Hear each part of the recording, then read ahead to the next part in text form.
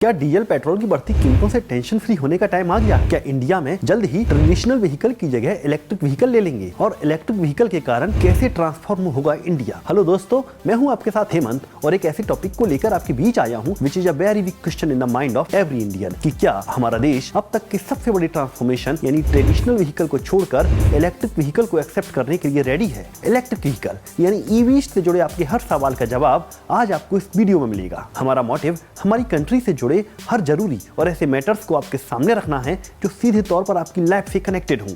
हमें सपोर्ट करने के लिए हमारे चैनल को सब्सक्राइब करें और बेल आइकॉन प्रेस करें। और अगर इस वीडियो से आपको बेनिफिट मिलता है तो इस वीडियो को अपने दोस्तों के साथ जरूर शेयर करें। तो दोस्तों, अब आते हैं आज के टॉपिक पर। एक्चुअली अगर पर्सनली बात करूं तो मैं पिछले कई सालों से इलेक्ट्रिक व्हीकल के लिए एक्साइटेड हूं। यूं तो हमारी कंट्री में इलेक्ट्रिक व्हीकल के नाम पर कई टू व्हीलर लॉन्च हो चुके हैं, लेकिन अभी तक वह मास एक्सेप्टेबल नहीं थी और इसे लेकर लोगों के दिमाग में अलग अलग तरह की बातें घर किए हुए हैं। जैसे इसकी कैपेसिटी क्या होगी, सर्विस प्रोसीजर क्या होगा, उसका मेंटेनेंस कैसे करेंगे, और सबसे बड़ा क्वेश्चन, जब किसी और ने इसे एक्सेप्ट नहीं किया तो मैं इस पर क्यों भरोसा करूं? लेकिन अब जबकि डीजल और पेट्रोल के रेट्स लगातार हाइक कर रहे हैं और हमारी गवर्नमेंट खुद ईवीज को प्रमोट कर रही है और ग्लोबल लेवल पर इस पर भरोसा किया जा रहा है, ऐसे में पॉसिबल है कि जल्द ही हमारी कंट्री के लोग भी इसे एक्सेप्ट करें, जिसकी शुरुआत भी हो गई है। और देश की कई बड़ी ऑटो कंपनियों ने अपने इलेक्ट्रिक व्हीकल लॉन्च भी कर दिए हैं, वो भी आपकी जेब के हिसाब से। जी हाँ, हाल ही में दिल्ली ऑटो एक्सपो में ऐसे कई व्हीकल का फर्स्ट शो देखने को मिला, जिसे देखकर यह लगने लगा कि जल्द ही हमारी कंट्री की सड़कों पर ट्रेडिशनल व्हीकल की जगह इलेक्ट्रिक व्हीकल दौड़ते नजर आए।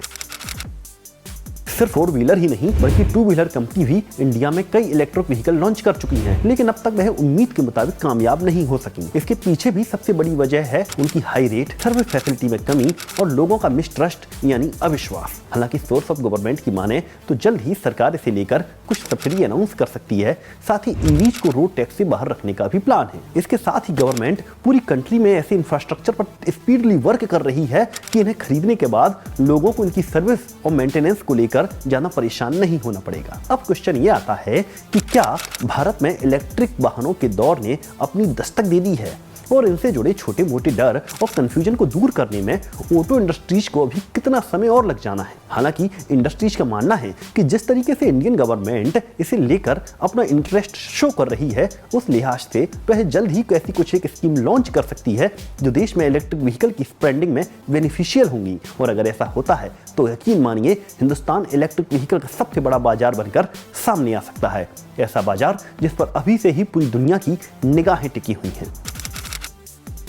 अब हम उस इंफ्रा पर बात करते हैं जो आपके लिए ईवीज को मेंटेन करने के लिए जरूरी होंगी, और वो है उसके चार्जिंग पॉइंट।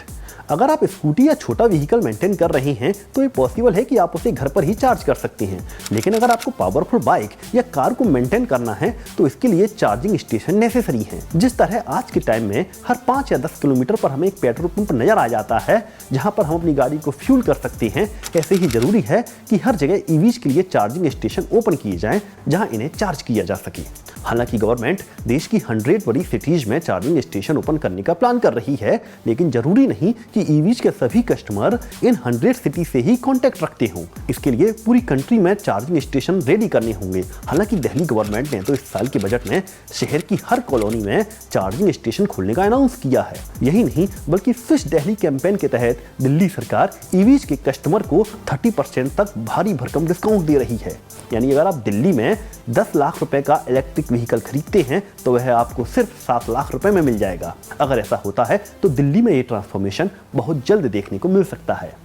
और अब इंतजार है तो बाकी के राज्यों की पॉलिसीज का, जो अगर ईवीज के प्रमोशन के लिए कैंपेन लॉन्च करते हैं तो ऑटो इंडस्ट्रीज के साथ ईवीज के कस्टमर की बल्ले बल्ले है। वैसे ईवीज को लेकर आपके बेनिफिट सिर्फ यहीं तक सीमित नहीं है। इसके अलावा सेंट्रल गवर्नमेंट की साइड से भी सभी तरह की ईवीज पर सब्सिडी देने की प्लानिंग की जा रही है, जो 4 व्हीलर पर 1 से 1.5 लाख तो 2 व्हीलर पर 30,000 तक हो सकती है।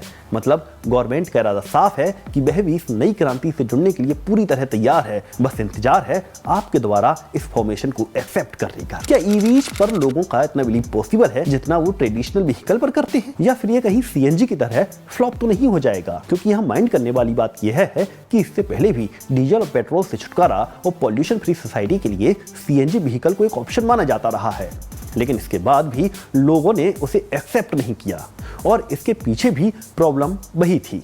बिना बेस कोई बिल्डिंग कैसे तैयार हो सकती है। ना तो कस्टमर के सपोर्ट के लिए सर्विस स्टेशन बनाए गए और ना ही सीएनजी फ्यूलिंग को लेकर कोई स्पेशल अरेंजमेंट किए गए। ऐसे में सीएनजी व्हीकल के साथ लोग कहीं भी जाने से पहले यह सोचने लग जाते थे कि क्या जिस सिटी या जिस लोकेशन पर वह जा रही हैं वहां सीएनजी फिल करा सकेंगे या नहीं। गवर्नमेंट ने भी सीएनजी व्हीकल को प्रमोट करने की कोई पॉलिसी लॉन्च नहीं की और रिजल्ट हम सबके सामने है। अब नेक्स्ट क्वेश्चन पर आते हैं कि क्या ईवीज का फ्यूचर सीएनजी की तरह तो नहीं हो जाएगा। अगर हम फिलहाल के सिनेरियो को देखें तो आंसर है नो।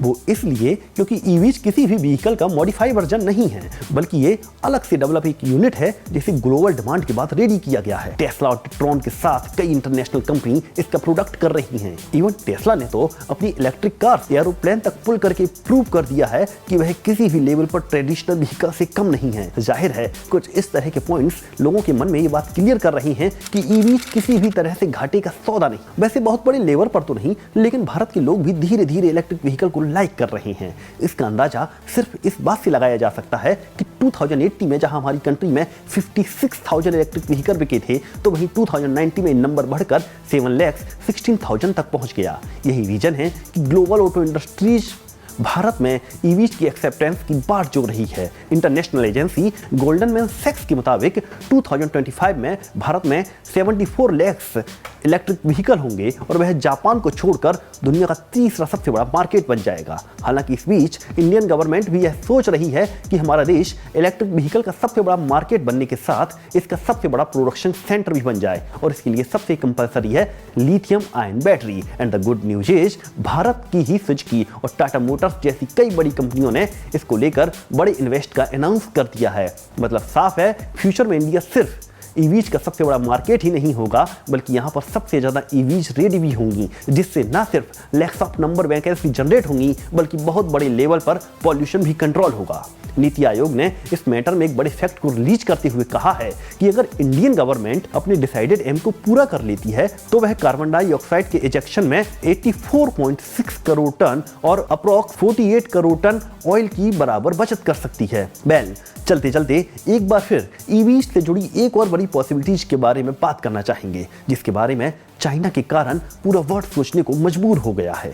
एक्चुअली चाइना का यह दावा है कि वह एक ऐसी सी स्मार्ट रोड बना रहा है जिस पर चलते चलते इलेक्ट्रिक व्हीकल खुद चार्ज हो जाएंगे। इसके साथ ही इस साल के अंत तक ओला ने एक ऐसे स्कूटर लॉन्च करने का अनाउंस किया है जो सिर्फ 5 मिनट की चार्जिंग में लगभग 100 किलोमीटर तक चलेगा।